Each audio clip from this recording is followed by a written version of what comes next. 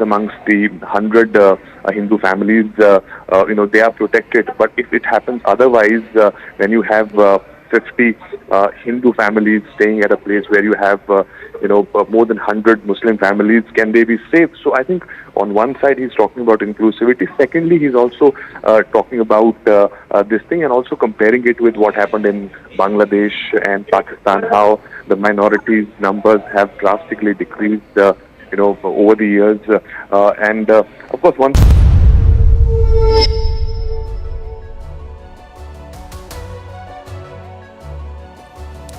Hello, Namaskar. This is First Post and you're watching Vantage with me, Palki Sharma.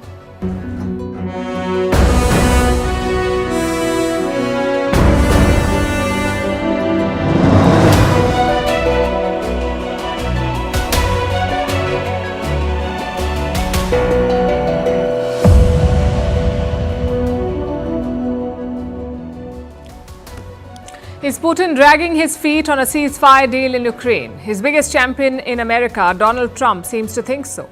After multiple rounds of talks, there is no peace deal. They cannot even make a ceasefire hold. So what is next for Ukraine? Meanwhile, are the Americans planning for another war? Their B-2 stealth bombers and a lot of firepower is being deployed to Diego Garcia. We'll tell you why. In Iran, they've unveiled a new underground missile city featuring their top missiles and generals. What is the message that Tehran is trying to send?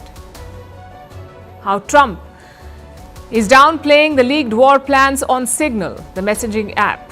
Why Bangladesh's caretaker leader Mohammad Yunus is in China and how should India see this visit? Who is the man whose arrest triggered nationwide protests in Turkey? Is Pakistan breaking apart after Balochistan and Khyber Pakhtunkhwa mass rebellion in Pakistan-occupied Kashmir? How Make in India in defense is making progress, with India building 65% of its weapons at home. Why Indonesians are protesting against a new military law, and how excessive use of ChatGPT makes you lonelier. All this and more coming up. The headlines first. Protests in Israel and Gaza as tensions escalate. Israeli Prime Minister Benjamin Netanyahu says democracy is not in danger, accuses the opposition of fueling the anti-government protests. Rare protests also erupt in northern Gaza as hundreds of Palestinians demand an end to the war and chant Hamas out. China confirms that talks are on with India to resume direct flights between the two countries. In early 2020, flights between India and China were suspended due to the pandemic. It was extended after the Galwan Valley clashes in June 2020. In January this year, New Delhi had announced that both sides plan to resume direct air services. Another big win for the Sudanese army. It retakes the Khartoum airport from the paramilitary. The army has launched a new offensive against its rival. It wants to push the paramilitary forces out of central Khartoum. Last Friday, it recaptured the presidential palace in a key victory. Armenia's parliament passes a bill launching its bid for the European Union membership. Historically, Armenia has been a Russian ally, but the landlocked nation has grown increasingly close to the West. Yerevan has been upset with Moscow, blaming Russia for failing to protect it from arch-rival Azerbaijan. And a Pakistani court sentences 5 people to death for blasphemy. They have been found guilty of posting offensive content online. Recently, a YouTube star was charged with blasphemy for launching a perfume. So far, Pakistan has never executed anyone for blasphemy.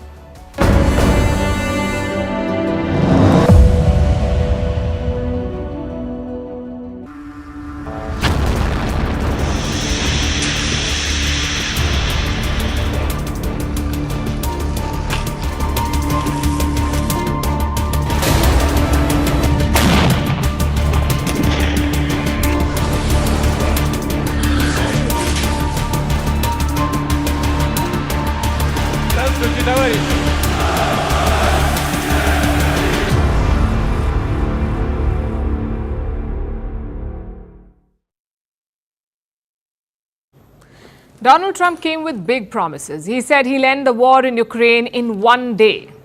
It's been 55 days since he took office. Forget ending the war or striking a peace deal. They don't even have a ceasefire. So now the US president is having doubts.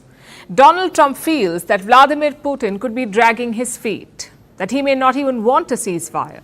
The US president gave an interview. Listen to what he said, and I'm quoting, "I think that Russia wants to see an end to it, but it could be they're dragging their feet. I've done it over the years. You know, I don't want to sign a contract.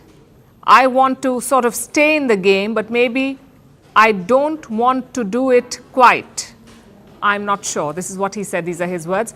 Trump said all of this yesterday on a day when the US claimed a breakthrough in negotiations. You know, they've been holding talks in Saudi Arabia. The Americans have been speaking to the Russians and the Ukrainians. All three parties are in Riyadh, and they've held marathon talks. So yesterday, the US made an announcement. It said fighting would stop in the Black Sea. Now, the Black Sea is a strategically important region. It serves as a key transit point to Europe. Since the war began, it has seen intense fighting. Both Ukraine and Russia want to control the Black Sea. Russia has tried to enforce a blockade there because Ukraine needs the Black Sea. First, to defend its coastline, and second, to facilitate its exports. Ukrainian goods like food grains travel through the Black Sea. Now, the US has said that both sides will stop their attacks. There will be no fighting in the Black Sea. A ceasefire. They made it sound like a done deal, except it wasn't. The Russians promptly derailed it. They laid out some preconditions for this deal. Russia said it wants some Western sanctions to be lifted first, like the curbs on food and fertilizer exports. Also, the sanctions on Russian banks. They want all these sanctions to be lifted. Russia wants its banks to be reintegrated into the SWIFT system. SWIFT is a banking network. It facilitates international money transfers. To make a transfer from one country to another, you need the SWIFT system. When this war began, Russia was kicked out of SWIFT. And now Moscow wants back in. It is their prerequisite for a deal in the Black Sea. It can be activated after fulfilling several conditions. In fact, these are the same conditions included in the Black Sea Initiative under the guarantees of Mr. Guterres, which worked for a certain period. All the conditions were fulfilled except the conditions related to the Russian side. Therefore, this time, justice must prevail, and we will continue our work with the Americans. Remember, these demands are just for the ceasefire, the precursor for a peace deal, and the US is nowhere close to it. On the ground, the fighting continues. Ukraine is facing relentless attacks. In the last 2 days, Russian forces have launched more than 200 drones. Kiev says it has managed to intercept most of them. It is also striking back. Russia says Ukraine has launched counterattacks. It has targeted a gas storage facility in Crimea. But no damage was reported. Basically, both sides are firing, and the world is nowhere close to ending this war. Of course, the United States knows it. A new intelligence report is out. It has been presented to American lawmakers, and this report warns that the war in Ukraine may continue for longer. And the assessment is quite revealing. The US believes that neither Russia nor Ukraine is ready to make real concessions. They prefer a longer war to a bad deal. That there is greater incentive to prolong the conflict, according to both Russia and Ukraine. So they will keep fighting. That is the conclusion of this American intelligence report. It directly challenges President Trump's claims. He keeps promising a swift end to the war, but now he appears to be having doubts. He cannot say for sure if Vladimir Putin is going to accept this deal. So this is where we stand. After 3 years of fighting and almost 2 months of Trump's mediation, there is no peace deal on the table, and that has not stopped the US from negotiating with Ukraine. This time we're talking about the minerals deal. That negotiation is on parallelly. Zelensky has revealed that the US has sent a new proposal to Kiev, a new agreement for Washington to access Ukraine's minerals. Yesterday, my team briefed me on the new agreement with the US on minerals. As of now, it's a big, full agreement with how the Americans see it to be.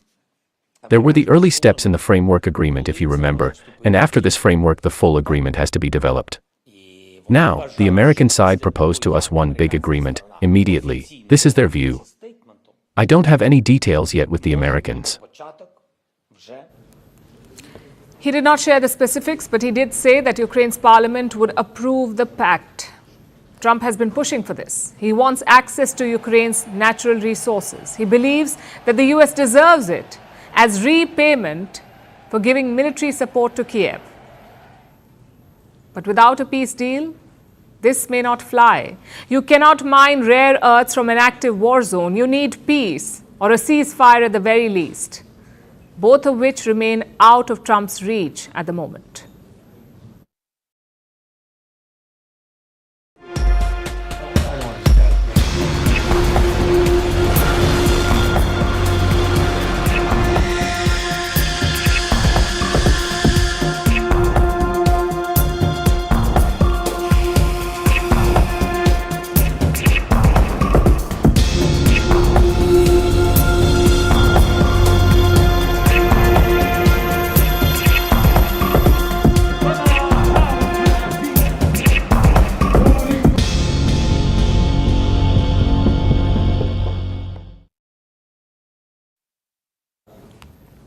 The US president is pushing for peace in Ukraine, but he's got other plans for West Asia. Donald Trump is preparing for an escalation, and his target are the Houthis in Yemen. The US is already bombing them, but it is also planning for something bigger. Why do I say this? Because the Indian Ocean is buzzing. American B-2 stealth bombers are in the region. They landed in Diego Garcia. It's a remote island in the Indian Ocean. It serves as a joint base for the UK and the US, and it has been a hub of intense activity of late. The first reports came from open source flight trackers. They tracked unusual movement involving at least 7 B-2 bombers.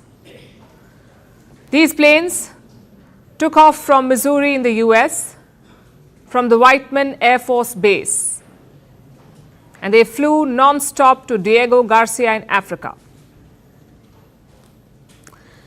And they weren't alone, these planes. They were joined by 3 C-17 cargo planes and 10 aerial refueling tankers. That's some serious aerial movement. The US has 20 B-2 bombers in total, 20 bombers. Now 30% of that fleet is in Diego Garcia. Clearly, something big is brewing. These bombers are not for power projection. They are meant for penetrating enemy airspace and delivering heavy payloads undetected. That is their purpose. It has been done time and again. In the 2 Gulf Wars, the Iraq War, and in Afghanistan. Clearly, they've been tasked for action again, and the Houthis seem to be the target this time. But why the B-2s? Because they are well versed with the region. These are stealth bombers, and they have bombed Yemen before. The airstrikes were conducted in October last year. Trump was not in the White House then, but he is now, and Trump wants to send a message that he is serious about the Houthis and Iran. The Houthis are absolutely on the run. The worst of them has been killed as they shoot missiles at ships, randomly shoot missiles at ships. And they make their own missiles. You know, this is not an incompetent group of people. They make their own missiles. They get the missiles also from Iran. You may be wondering about the deployment. Why the B-2 stealth bombers in Diego Garcia? Why aren't they closer to Yemen? It's simple. It's more strategic than any American base in West Asia. The distance protects the island. Diego Garcia is more than 3,500 kilometers away from Yemen and about 4,000 kilometers from Iran. So it's safe from any retaliation. None of the Iranian or Houthi ballistic missiles can reach as far as Diego Garcia. So the Americans do not have to worry about defense. They can be in offensive mode. The B-2 stealth technology is too advanced for Houthi radars. They will remain undetected as they drop bombs, and they can return to the island safely. But the build-up at Diego Garcia is part of a broader strategy. The US is flooding West Asia with more assets. An additional aircraft carrier strike group is being deployed, the USS Carl Vinson. It has been redirected from Japan to West Asia. It will join forces with the USS Harry Truman, which is already serving an extended deployment. Then we have additional F-35 stealth fighter jets. They've also been dispatched for this region. What does all of this mean? Trump takes the threat from Iran and the Houthis very seriously. He has always seen Tehran as a threat. It goes back to his first term. He pulled out from the Iran nuclear deal in 2018. He ordered the airstrike on Iranian General Qasem Soleimani in 2020, and he put multiple sanctions on Iranian assets, including their oil. This was during the first term. Then, during his re-election campaign, Trump threatened to blow up Iran to smithereens. Now he's back in office, and he is raising the heat again. But Trump's Iran plans go through Yemen. He sees the Houthis as an extended Iranian militia. So he's taking the fight to Yemen. He declared the Houthis a foreign terrorist group. And this happened on the 22nd of January. That was Trump's second day in office as president. 22nd. He has increased military action against the Houthis since then. At least 17 US airstrikes were reported last night. Yes, 17 airstrikes in one night. And this was without the B-2 stealth bombers in the picture. They are deployed and ready now. Their presence only points to more airstrikes. So Trump clearly has a plan. He wants to weaken the Houthis by sending his most lethal planes. The action is directed towards the Houthis, but the message is for Iran. Either negotiate with Trump on his terms or prepare for a conflict.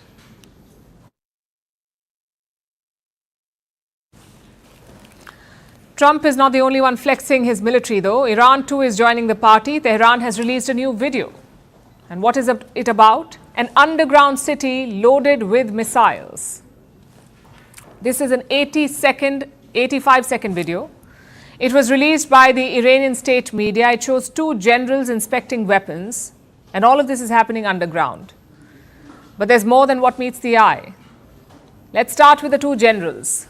They aren't your ordinary commanders. One of them is General Mohammad Hossein Bagheri. He is the chief of staff of Iran's armed forces. Beside him is General Amir Ali Haji Zadeh. He is the IRGC aerospace chief. He also commands the rockets and missile forces. The IRGC stands for Islamic Revolutionary Guard Corps. It's not like the Iranian army. This group only defends the Islamic regime and its supreme leader. That's what the IRGC is for. It's very powerful. Now, both these generals are responsible for Tehran's long-range weapons. Clearly, they are very important. The video begins with them riding in an open jeep. They drive through the tunnels, which are packed with hundreds of missiles. Then they step down. They salute pictures of Iran's supreme leader and walk over an Israeli flag. Let me unpack the video a little further for you. Iran is sending a message here that its attack platforms are ready. Almost all of Iran's strategic weapons were on display here. This includes the Ghadar and Qasim missiles. Both of these were used to strike Israel in October last year. The tunnels were also lined with warheads and hundreds of rockets. Clearly, it's a signal. Tehran is ready for any escalation. And the Iranian generals did not mince any words. They said Iran will make a new missile city every week. Listen to this.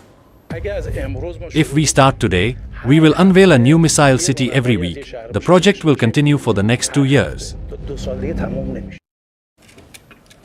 A new missile city every week.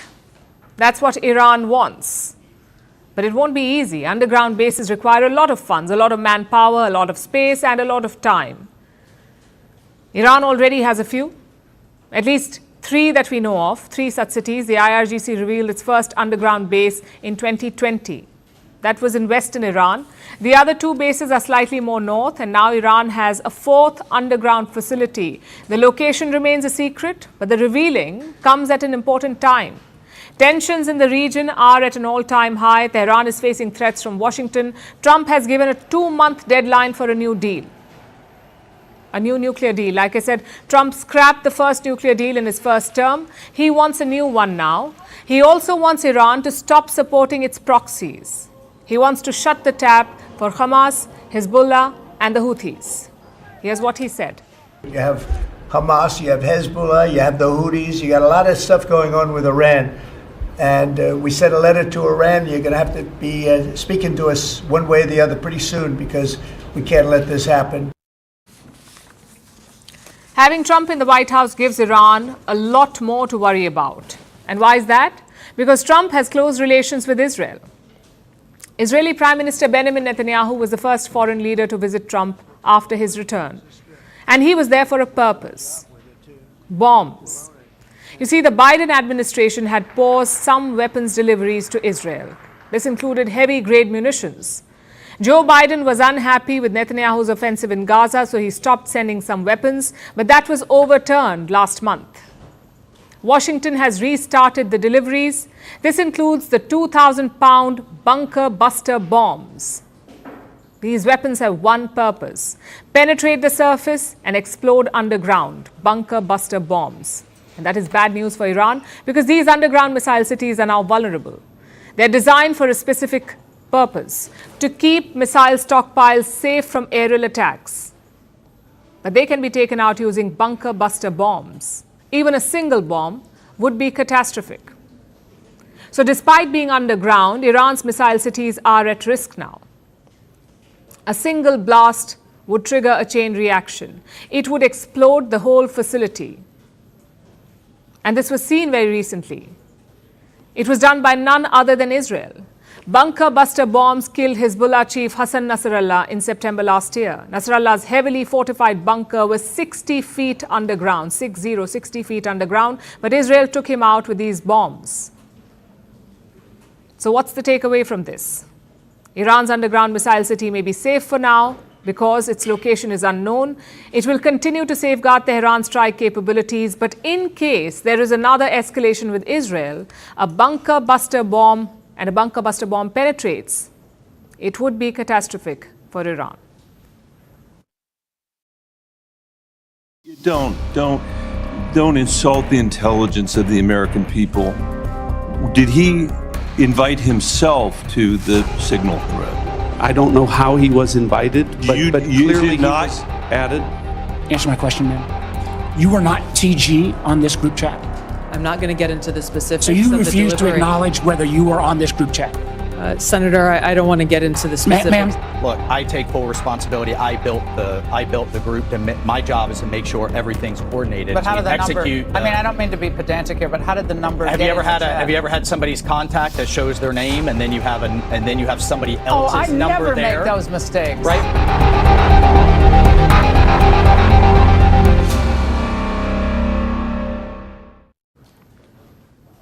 The United States has seen its fair share of leaks. The Pentagon Papers, WikiLeaks, Snowden's NSA disclosures. They've seen a lot of them, but never anything like this. Top secret military intelligence was not hacked or spied or stolen. It just slipped through the cracks. All because someone messed up a group chat invite. We told you about this yesterday. On March 11th, Jeffrey Goldberg got a Signal invite. Jeffrey Goldberg is the editor-in-chief of a news magazine called The Atlantic. He got an invite on a Signal group. Signal is a messaging app. The sender was Mike Waltz, Trump's national security advisor. Goldberg thought it was fake, that this was a fake group. But then he found himself inside a war room, a group chat with 18 senior Trump officials, openly discussing an attack on the Houthis. Things like how to execute it, when to strike. They discussed all of it on this group. In fact, the airstrikes were confirmed in this chat, and those messages were met with celebration, including the many emojis we told you about yesterday. That is when Goldberg realized that it was real. It was not a fake group.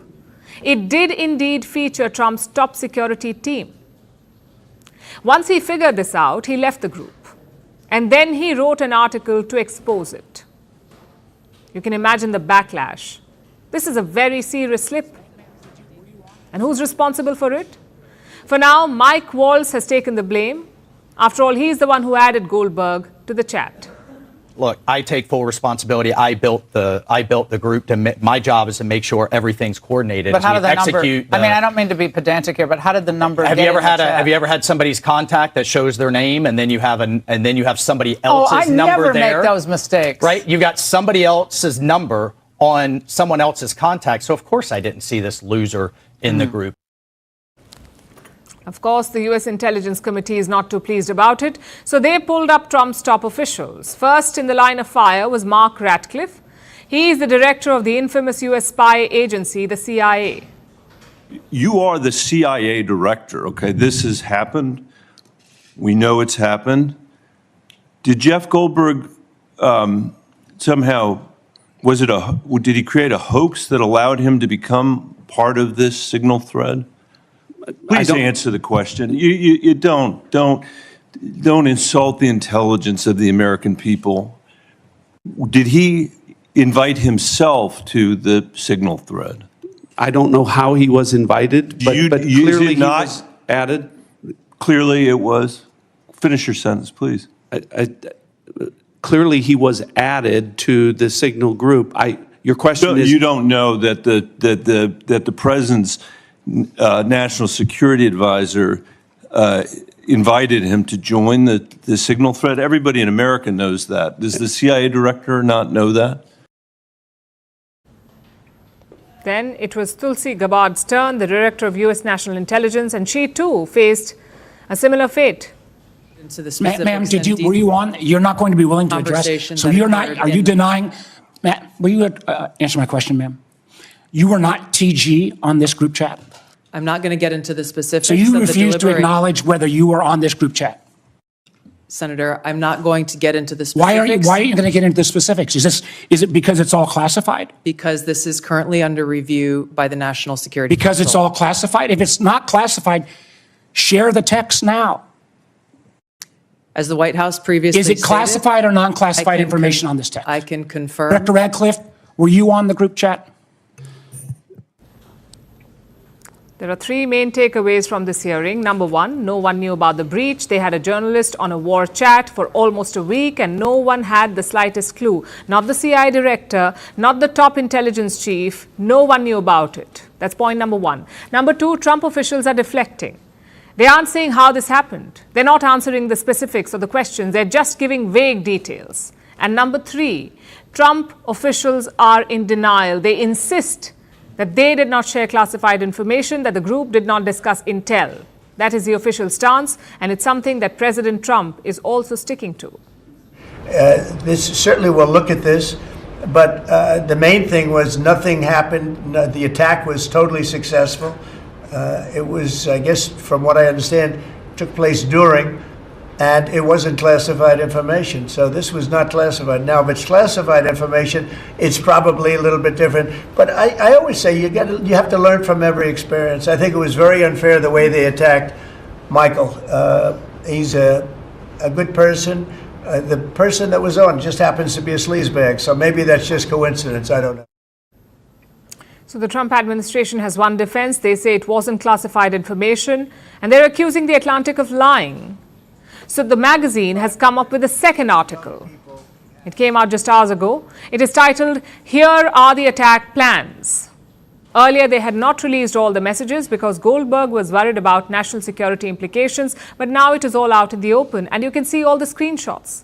The confirmed strikes, the attack sites, the real-time intelligence updates, all of it is out there in the open in this Signal group chat. If this isn't classified information, I don't know what is. But let's zoom out a little bit. Imagine you were an American ally like the UK or France or Japan. You were sharing your most sensitive intelligence with Washington. For example, the Five Eyes. It is an intelligence sharing alliance. It has 5 members of 5 eyes: the US, the UK, Canada, Australia, New Zealand. The US leads this alliance. Then one day these countries wake up to find out what? That the US national security apparently hinges on a private group chat. There is no high-tech cyber attack, no double agents, just an American official who could not manage their contacts. So the world knows exactly how the US planned a military strike, all because someone typed the wrong number. The CIA did not catch it. Top intel officials did not know about it. The White House says it is not a big deal. At this rate, the next nuclear codes might end up on TikTok. Or maybe we'll see the next invasion plans dropped in a family group chat, because clearly US national security is now available via an accidental DM.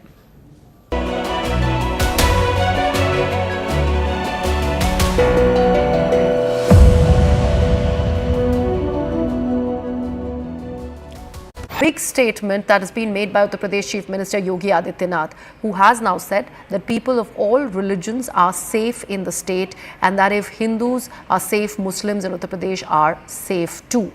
He was speaking exclusively to news agency ANI, where Yogi Adityanath asserted that as a yogi, he wishes for everyone's happiness and highlighted the tolerant nature of Hindus, saying that a Muslim family would feel safe among hundreds of Hindu families. However, 50 Hindu families might not feel safe among hundreds of Muslim families, and that Bangladesh, Afghanistan and Pakistan are examples of the same.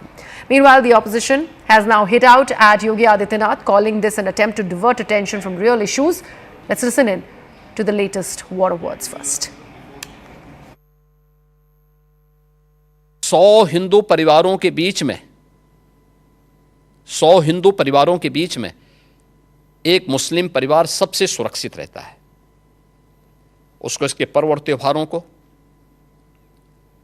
उसको अपने सभी मजहबी कर्मों को करने के लिए, या जिस मत और मजहब या संप्रदाय या सेक्ट का अनुयायी होगा उसको उस परंपरा के अनुसार अपने सारे धार्मिक मान्यताओं या उपासना विधि को पूरी स्वतंत्रता होती है। लेकिन मैं कहता हूं 100 परिवारों के बीच में, एक हिंदू की बात तो दूर करिए, 100 मुस्लिम परिवारों के बीच में 50 हिंदू सुरक्षित रह सकता है क्या? नहीं रह सकता। अब बांग्लादेश आपके सामने उदाहरण है, इससे पहले पाकिस्तान उदाहरण था, अफगानिस्तान में क्या हुआ था। ये चीजें दिखाती हैं और होशियारी यही है कि कहीं धुआं उड़ रहा हो या किसी को ठोकर लग रही हो तो हमें ठोकर लगे इससे पहले हम संभल जाएं। उत्तर प्रदेश में मुसलमान सबसे ज्यादा सुरक्षित है, सबसे ज्यादा सुरक्षित है। अगर हिंदू सुरक्षित है तो वह भी सुरक्षित है। अगर दंगे यहां यूपी में होते थे जो 2017 के पहले, अगर हिंदू की दुकान जलती थी तो मुसलमान की भी जलती थी, हिंदू का घर जलता था तो मुसलमान की भी जलती थी। और 17 के बाद से दंगे बंद हुए। अगर हिंदू सुरक्षित है तो मुसलमान भी सुरक्षित है। हमारे मुख्यमंत्री जी ये बताएं, उनकी कुर्सी सुरक्षित है कि नहीं है? कहीं ऐसा तो नहीं कि Hindu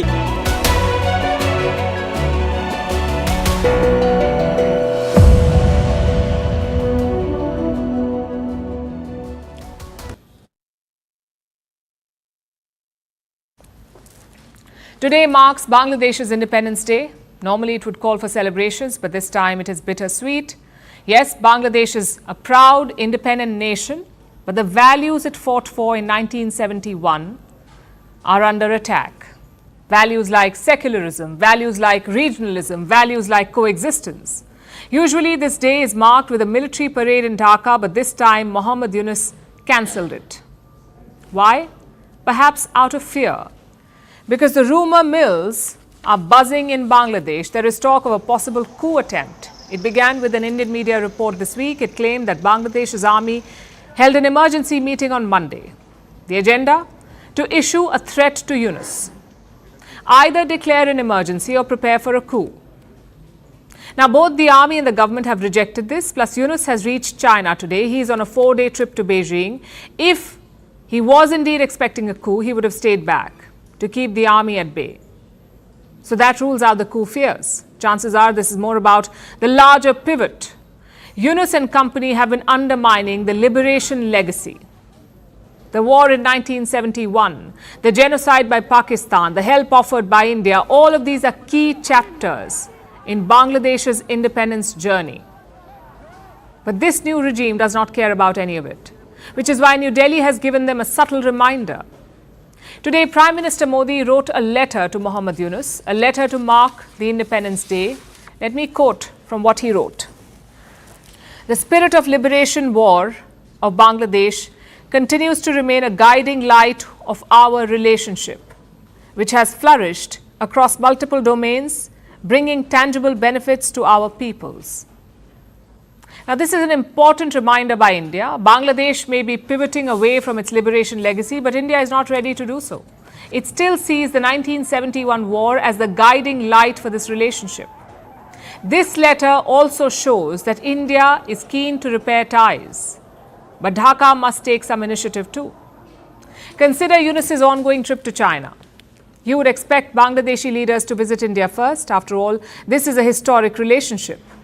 Yet Mohammad Yunus chose to visit China before India. His officials are now trying to do some damage control. They say Yunus wanted to visit New Delhi first, but he did not get positive signals from the Indian government. This is classic gaslighting. You spend months criticizing the Indian government. You accuse it of favoring the previous regime. You ignore its concerns about attacks on minorities. You try to put pressure by demanding Sheikh Hasina's extradition, and yet you expect a red carpet. Like I said, this is gaslighting. Yunus created conditions to antagonize New Delhi, and now he says they're not hosting me. In China, Yunus has a lot of meetings lined up. He is expected to meet President Xi Jinping on Friday, and Beijing is hoping to make the most of it. Their ambassador has called it the most important visit by a Bangladeshi leader in 50 years. Basically, since their liberation, the most important visit by an unelected leader. China is expected to give debt relief to Bangladesh. They will also designate hospitals in Kunming for Bangladeshi patients. Again, this is very important. Dhaka has historically depended on India for medical assistance. It is closer both geographically and culturally. But Mohammad Yunus is looking beyond India. The question is, will his outreach work? Well, first things first, Yunus has no business making such dramatic moves. He is an unelected caretaker leader. His job is to bring stability to Bangladesh, not reorient Dhaka's foreign policy. Elections are expected in late 2025 or early 2026. Only that government, the one that is elected, should be allowed to make such policies. But then again, Yunus is just the face. The power behind his throne is the Jamaat, a radical Islamist group that once opposed Bangladesh's liberation. Reports say the Jamaat is calling the shots, and political parties in Dhaka are not happy about it. Parties like the BNP, the Bangladesh Nationalist Party. The BNP has been the Awami League's main political rival. Now, with Sheikh Hasina gone, they were expected to rule Dhaka. At first, they indulged Yunus's caretaker antics, but now the BNP is losing patience. They are questioning Dhaka's attacks on the liberation legacy. Let me quote from what their top leader said. Some people, parties and groups are trying to make it seem as if 1971 never happened, trying to erase it from memory. My friends, those who once collaborated in the massacre are now speaking louder than ever. You would expect Sheikh Hasina to say something like this, not the BNP, because they too have downplayed the liberation legacy in the past. So why the pivot now? Perhaps to differentiate themselves from the Jamaat and Yunus, or maybe the BNP is more politically savvy. This is a party that has ruled Bangladesh before. They know how the regional politics and equations work. They also know you cannot antagonize India. On its part, New Delhi has reached out to the BNP as well. The Indian High Commissioner met BNP leaders in September last year, and a second meeting was held last month. In February 2025, BNP leaders had dinner at the Indian envoy's residence. They later called it a candid discussion. Reports say India wanted to know about the ties between BNP and Jamaat, to which the BNP said they now worked alone. They also informed the Indian envoy about Yunus's pivot to Islamist forces. They said the liberal space had shrunk.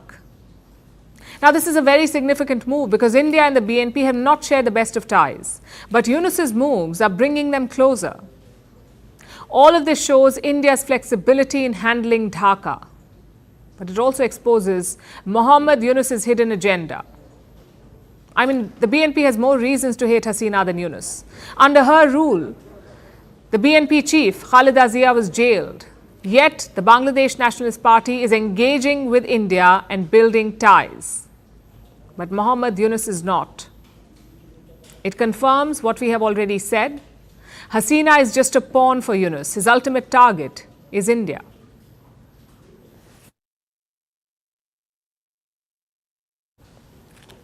Now we turn to Turkey. As you know, the country is in turmoil. Protests have rocked the nation for 7 straight days. They began last Wednesday after the arrest of Istanbul's mayor. His name is Ekrem İmamoğlu. He is widely seen as a main rival to Turkey's president, Recep Tayyip Erdogan.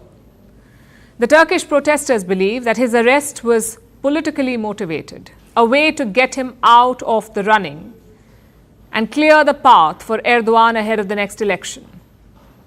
So today, let's take a closer look at İmamoğlu, who he is, what he has achieved, and why Erdogan is desperate to be rid of him. Here's our report. Başkanım, her şey güzel olacak. Kendinize iyi bakın. Bunlar geçecek. The protests in Turkey began after this.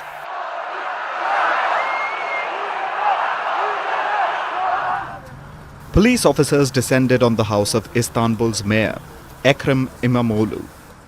It was an early morning raid. İmamoğlu saw what was going on outside and he got ready to surrender. He put up this video ahead of his arrest. Üzülerek söylüyorum. I am saddened to say that a handful of minds trying to usurp the will of our people have used my beloved police, the security forces of this country, as a tool for this evil, and have piled hundreds of police at my house, at the door of the residence of 16 million Istanbulites. We are faced with great tyranny, but I want you to know that I will not give up. I love you all very much. I entrust myself to my nation. Let my entire nation know that I will stand tall. I will continue to fight against that person in his mind that uses this entire process as an apparatus. Hepinizi çok seviyorum ben kendim. İmamoğlu said he would continue to fight against the person who was weaponizing the legal process. He didn't say the name, but all of Turkey knew he was talking about the president, Recep Tayyip Erdogan. Erdogan has been trying to get rid of İmamoğlu for years. And he took this latest shot on Wednesday morning. That is what sparked the massive protests in Turkey.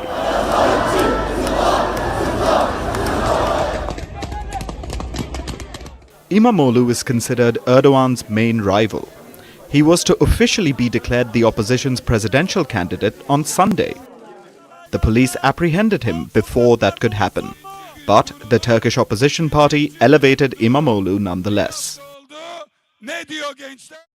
Ekrem İmamoğlu was born in 1970, near Turkey's northeastern city of Trabzon. He later moved to northern Cyprus, where he studied in local universities.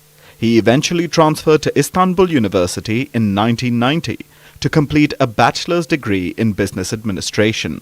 İmamoğlu later did a master's in human resources management, again from Istanbul University. After graduating, İmamoğlu ran a restaurant in Istanbul and also managed his family's construction business. He eventually became a board member for a Turkish football club in his hometown. In 2009, İmamoğlu took the political plunge, and 5 years later, he won his first political office, becoming mayor of a district of Istanbul. In 2019, he was declared the mayoral candidate for all of Istanbul. The city had been controlled by Erdogan's AK party and its predecessors for 25 years. İmamoğlu was facing an uphill battle, but somehow he prevailed. He won by a razor-thin margin of 13,000 votes. So, Erdogan's party made an appeal and invalidated the election. There was a rerun 2 months later, and İmamoğlu won again. This time with a margin of about 800,000 votes. Erdogan and his party not only failed to oust İmamoğlu, they made his mandate stronger. So it seems the Erdogan regime decided to change tack. They started going after İmamoğlu through legal means. In 2022, the Istanbul mayor was sentenced to 3 years in prison and barred from politics because he had called Turkey's Supreme Election Council fools. These were the people who annulled the first Istanbul mayoral election in 2019. İmamoğlu appealed the verdict, and the case is still ongoing. But the lawfare didn't stop there. Last Tuesday, İmamoğlu was dealt another blow. His bachelor's degree from Istanbul University was revoked, apparently because the Cypriot university he transferred from wasn't recognized at the time. This happened 31 years ago. Istanbul University didn't have a problem when he was transferred. And they even let him pursue a master's degree after this. So clearly, the problem is a new one. And it just so happens that a Turkish presidential candidate needs to have an undergraduate degree, which means the revocation would rule İmamoğlu out. İmamoğlu's degree was revoked last Tuesday, and less than 24 hours later, he was arrested on charges of corruption and aiding terrorism. The Turkish courts have decided to keep İmamoğlu imprisoned, even as he awaits the results of his corruption trial. The courts have rejected a detention on the terror charges, for now anyway, because he's already locked up. That is how things stand at the moment. It's clear that Erdogan's regime has been relentless in trying to oust İmamoğlu. The reason for this is simple. İmamoğlu has a track record of defying Erdogan. He beat Erdogan's candidate twice in 2019 and then again in the 2024 Istanbul mayoral election. İmamoğlu has shown Turkey that Erdogan is not invincible, and that is why Erdogan wants him gone. After all, authoritarianism needs despair to thrive, and İmamoğlu has been a rare glimmer of hope for the Turkish people.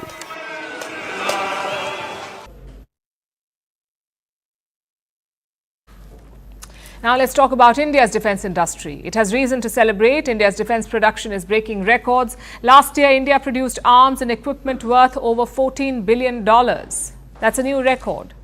According to the Defence Ministry, India now builds 65% of its weapons. These range from warships to fighter jets and missiles. Plus, India's defence exports are surging. The government says India supplies equipment to over 100 countries. The mission to make in India for defence is making progress. Our next report tells you what we need to do to sustain this momentum. The Make in India initiative has delivered a success story. Defence manufacturing is picking up. India's Defence Ministry has released fresh data.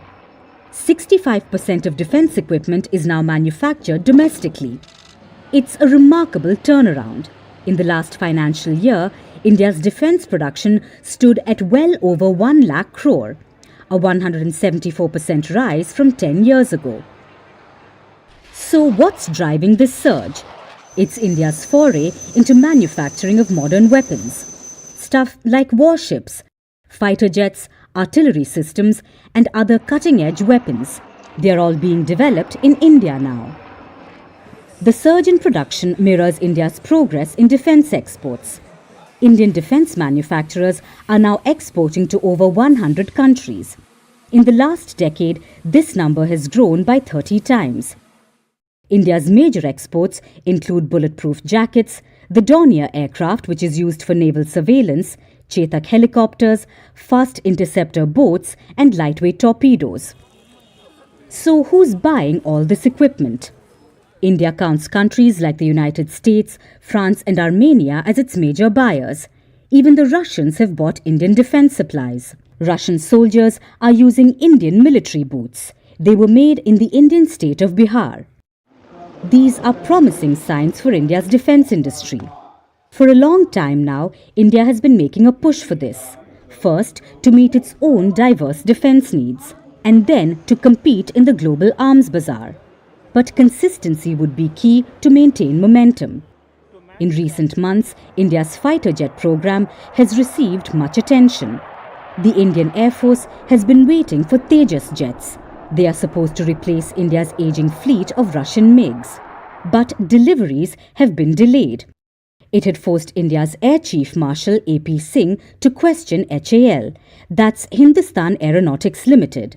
HAL is a public sector unit and it's manufacturing the Tejas jets. HAL has been struggling to procure engines for it. The US multinational GE was supposed to deliver them. But deliveries have been running late for about 2 years now. The project is now being fast-tracked. GE has started to deliver its first engines. At least 12 of them will be delivered this year. From next year onwards, India is expected to receive 20 engines every year. This will enable HAL to step up production of the Tejas. the deliveries will help in restarting the production line.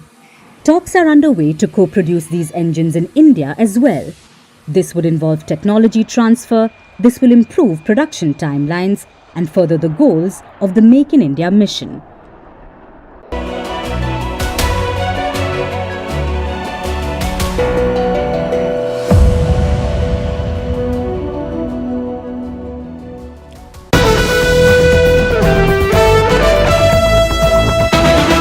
Big statement that has been made by Uttar Pradesh Chief Minister Yogi Adityanath, who has now said that people of all religions are safe in the state and that if Hindus are safe, Muslims in Uttar Pradesh are safe too.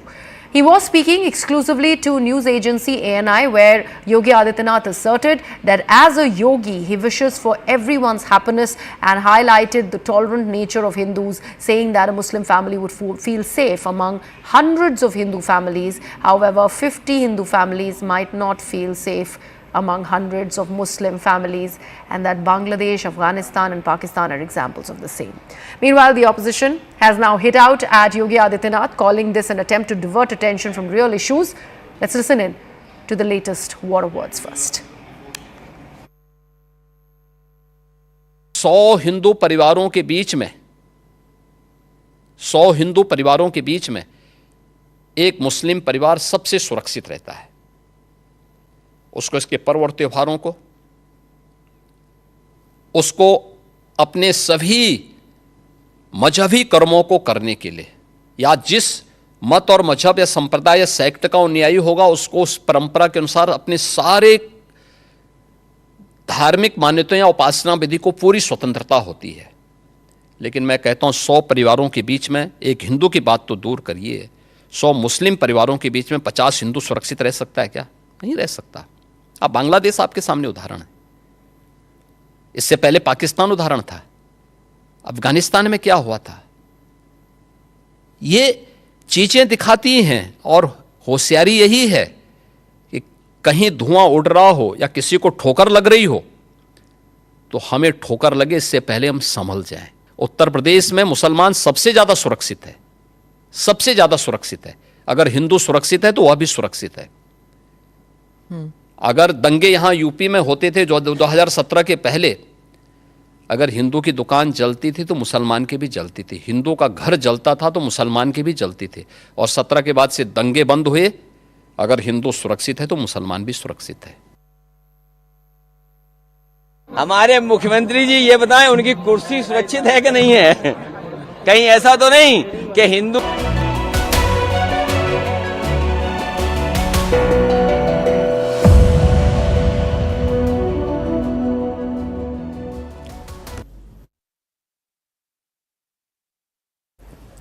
Our last story tonight is about loneliness. Do you ever have one of those days where you just want to vent, but no one's around? Well, guess what? Now there is AI for that. ChatGPT is always there, always listening and never rolling its eyes when you repeat the same thing the 10th time. It plays the role of part best friend, part therapist and part trivia whiz. But here's the twist. Research suggests the more we turn to AI for conversation, the lonelier we might actually become. Heavy use of apps like ChatGPT is making people lonely. So is ChatGPT a comforting companion or a social trap?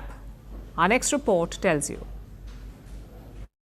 ChatGPT started out as an AI-powered chatbot, but now it has become the digital equivalent of a best friend, therapist and encyclopedia wrapped into one. It's available 24/7, it never judges, and it doesn't get bored when you complain about the same thing for the 20th time. So what's not to love? Well, according to researchers, perhaps quite a lot. According to studies from OpenAI and the MIT Media Lab, heavy users of ChatGPT tend to be lonelier. They are more emotionally dependent on AI. And most alarmingly, they are less likely to engage in offline social relationships. At first glance, this doesn't seem like a bad thing. After all, AI is filling an emotional gap. So, what's the harm? Isn't this just a high-tech version of talking to your dog or even keeping a journal? Hello, how are you? Well, not quite.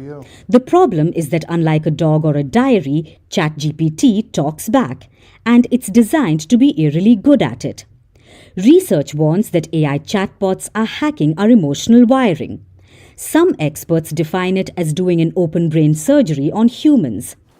This isn't just an abstract academic worry, it's about real people forming deep emotional attachments to a machine. And it's already happening.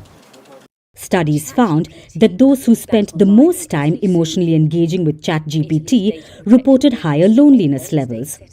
It's the ultimate chicken or egg dilemma. Are lonely people turning to AI, or is AI making them lonelier? Either way, it's a sobering realization. The same tool meant to bridge human connection might be deepening isolation. One particularly curious finding from the MIT study was about female participants. After 4 weeks of chatbot interaction, they are slightly less likely to socialize than male counterparts. Even more intriguingly, users who spoke to ChatGPT's voice mode in a gender that's not theirs reported higher levels of loneliness and dependency. Is this because AI mimics human conversation so well that it creates an illusion of emotional fulfillment? Or does it make us crave even deeper interactions, ones that real-world relationships struggle to match? Well, no one knows yet, but not everyone is ringing the alarm bell.